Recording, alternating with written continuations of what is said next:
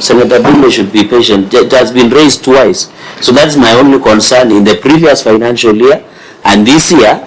So the Senator, the system was all updated. No, that is what I'm saying. HRS was paid outside. Even in IPPD, it has been captured in unsolved prior year matters at Appendix 1, the same issue.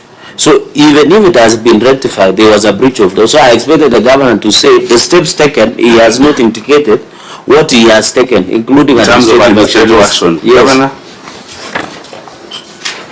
The steps taken, we have rectified. What is important is that there was a mistake. It has been corrected. Chair, can you assist the governor? I don't want to come back again. He says steps taken has been rectified, but there is a breach of the law. Chair is saying there was a breach of law.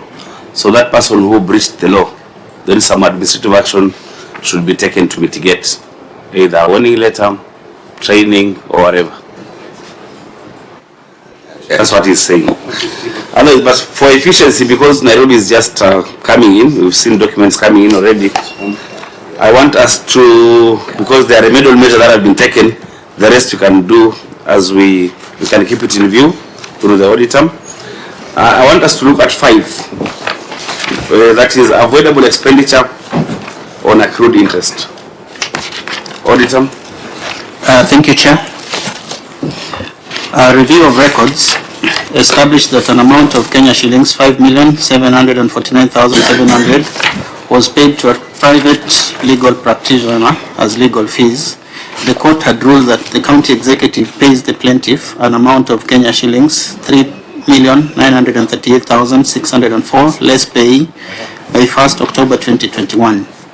However, management paid a total of Kenya shillings 5,749,700 as legal fees, resulting to overpayment occasioned by accrued interest totaling Kenya shillings 1,811,096 as a result of failure to settle the payment in time. This was contrary to Section 162, subsection 2, subsection B of the Public Finance Management Act 2012, which states that every public officer employed in or by the county government shall ensure that resources within their officer's area of responsibility are used in a way that is lawful and authorized and effective, efficient, economical, and transparent. Further review of records revealed that an expenditure totaling Kenya shillings 7,169,709 was made to a widow of a former member of staff and a work injury benefit who died in line of duty in June 2014. The total amount payable was Kenya shillings 15,848,544, determined by the Directorate of Occupational Health and Safety Services, Ministry of Labour. However, the failure to maintain an insurance policy with an insurer was not explained. This was contrary to Section 7, subsection 1 of the Work Injury Benefit Act 2017, which provides that every employer shall obtain and maintain an insurance policy with an insurer approved by the Minister in respect of any liability that the employer may incur under this Act to any of his employees. In the circumstances, management was in breach of the law. Thank you, Chair. Governor. Thank you, Chair. Director Legal will respond to that. But I must also point out that even if the staff we lost during June 14th. We can start with the response. Yeah. The way it is done, then you can add that later on. Maybe. Let's hear the response first. Okay. You said your name is? My name is Kulthum Harith. Okay. Director Legal. Okay. Yes. Go ahead. The delayed payment of Kenya shilling 5,749,700 to the claimant advocate being the decretal amount awarded in Rafael Munya Ndungu versus the County Government of Lamu 2018 and Rafael Munya Ndungu versus the County Government of Lamu 2021 arose from the non-settlement of the decree by the previous administration and failure to provide a handing over report on cases outsourced and status, leading to accrual of interest. Upon establishing the existence and status of the judgment, the current county executive took steps to address the outstanding liability and mitigate further financial exposure to the county government.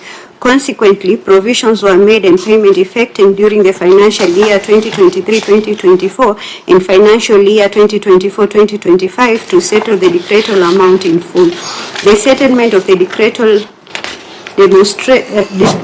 amount demonstrates the county government commitment to complying with court orders, reducing contingent liability and promoting prudent financial management and development programs. Work injury benefit compensation without insurance cover. The county executive acknowledged the payment of Kenya shilling 7,169,709 to the estate of the late Mr. Ayub Kinyuma Mbogo in compliance with the directive issued by the Directorate of Occupational Safety and Health Services via its letter reference number WIBA CGL 1432 dated 6th February 2020. The late Mr. Ayub Kinyuma Mbogo lost his life during the Mpeketoni terror attack in 2014 at a time when devolution had recently been operationalized and the county governments were still in their formative stages. Consequently, the county government had not yet procured a work injury benefit insurance cover for its employee. In recognition of the deceased entitlement to compensation under the Work Injury Benefit Act, Cap 236 of the laws of Kenya, and in order to avoid protracted litigation and the attendant legal cost, as well as to evaluate the hardship faced by the deceased dependents who relied on him for their livelihood, maintenance and education, the county government paid the amount assessed and directed by the Ministry of Labour and Social Protection through the Directorate of Occupational Safety and Health Services. Consequently, the county government procured a comprehensive insurance cover through the National Hospital Insurance Fund, NHIF, now transitioned to the Social Health Insurance, SHA. In addition, the county government is engaging this Social Health Authority and other relevant stakeholders to ensure that all employees are appropriately insured and that the county remains compliant with the provision of Section 7 of the Work Injury Benefit Act, Cap 236. Step taken. Adequate budgetary provisions have been made for settlement of court awards and legal obligations. Outstanding court degrees and verified claims have been prioritized for payment. Coordination between the legal and financial department has been strengthened to ensure timely processing of claims. A register of pending legal obligation has been established for continuous monitoring and prompt settlement. Regular review of legal liabilities is undertaken to prevent delay and avoid the accrual of interest. Lamu is doing quite well in terms of giving quite comprehensive answers. Auditor, what is still outstanding? Thank you, Chair. The only thing that is still outstanding is in their response they've indicated that they're in negotiation with correspondence with SHA to explore whether they can actually have an insurance covering employees on work injury. So I think that is what is work in progress. So we didn't get any correspondence from them. So I think as we go into the in-year audits, we'll actually inquire and see whether there is active engagement. Thank you, Chair. But on the issue of paying interest on the decretal sum, there's nothing much you can do about it. There's nothing much you can do because the first one was based on a court order and the second one was also based on a government department directive. Thank you, Chair. But then the steps taken, can they suffice to mitigate? What now they've not told us is... It's okay. Senator Andy. Governor, I've noticed, I've read this report, I've noticed there is a lot of breach of law. You know, I'll not forgive you because you are a lawyer.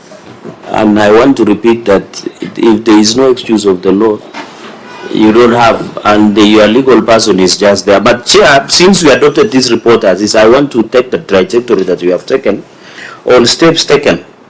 I wish for efficiency, they would have, and for example, let me just speak to in the interest of time, a register of pending legal obligations should have even been provided so that we are aware how much and look at the contingency liabilities that have been allocated, number one.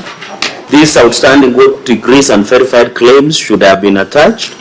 I don't know what you mean by coordination between legal and finance has been strengthened to ensure timely processing of claims.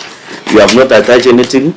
The regular review of legal liabilities undertaken to prevent. So looking, Chair, at even budgetary provisions, even if because in the budget, and I can see the gentleman who is always with you is aware that he should have provided even the contingent liability, and he is a survivor. He must be a very good survivor. So, Chair, the budgetary on the issue of the register of claims, Chair, and then the budgetary provision through contingent liability, and then finally, Chair, on these degrees that the courts have issued. If the governor would have attached, then we cannot just take the word for it. Okay, Governor. Chair, within the next 7 days, we can deliver that to the Senate. The chair is to make a ruling. Are you seated? The chairman He's requesting. Say, I request, Governor. I request. So let's have that information in the next 7 days. We are really pressed for time, but I want us to look at one more, just one more. That is the bullet on the paragraph on irregular procurement of fuel, oil and lubricants. Auditor. Thank you, Chair. Irregular procurement of fuel, oil and lubricants. The statement of financial performance reflects expenditure on use of goods and services totaling Kenya shillings 474,512,195 as disclosed in Note 10 to the financial statements. The expenditure includes an amount of Kenya shillings 67,560,295 in respect to fuel, oil and lubricants. Review of the procurement documents revealed that the county executive procured oil and lubricants through request for quotation.